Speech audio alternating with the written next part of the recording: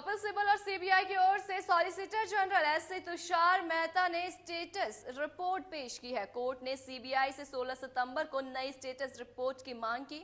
17 सितंबर को सुनवाई की अगली तारीख दी है। रेप मर्डर केस की सोमवार को सुप्रीम कोर्ट में सुनवाई हुई। Chief justice DY Chandrachud, justice JB Pardiwala और मनोज मिश्रा की बेंच में पश्चिम बंगाल सरकार की ओर से कपिल सिब्बल और सीबीआई की ओर से सॉलिसिटर जनरल तुषार मेहता पेश हुए।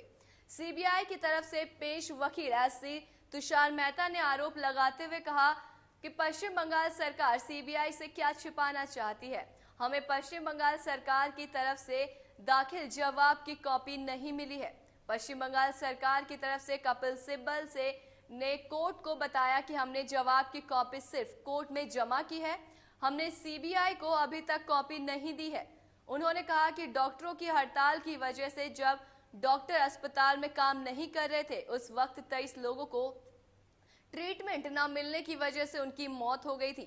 सीबीआई की स्टेटस रिपोर्ट पढ़ते हुए सीजेआई ने एससी से पूछा कि प्रिंसिपल का घर कॉलेज से कितनी दूर है।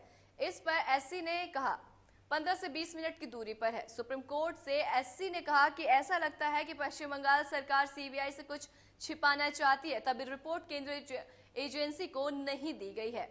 तो वहीं सीजेआई ने पश्चिम बंगाल सरकार से कहा कि हमें दो पहलुओं पर स्पष्टीकरण चाहिए। सीजेआई ने सिब्बल से पूछा और कहा कि हम जानना चाहते हैं कि यूडी किस समय पंजीकृत हुआ। सिब्बल ने बताया कि मृत्यु प्रमाण पत्र दोपहर 1:47 पे दिया गया। सीजेआई ने जीडी में दर्ज किए जाने का समय पूछा। सिब्बल ने कहा कि जीडी में दोपहर 2:55 पर किया गया। सिब्बल ने कहा कि सुबह 8:30 बजे रात 11:45 तक तलाशी ली और जब्ती की गई।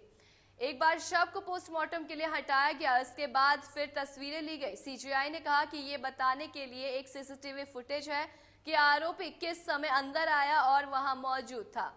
जाहिर तौर पर सुबह 4:30 बजे के बाद फुटेज होगा। क्या सीसीटीवी फुटेज पूरी तरीके से सीबीआई को सौंप दी गई है? एससी ने कहा कि 4 क्लिपिंग कुल 27 मिनट की अवधि की है और हाई डेस्क में वीडियो कई भागों में दिए गए हैं। तकनीकी गड़बड़ी के चलते फुटेज एकत्रित है, लेकिन पूरी दी गई है।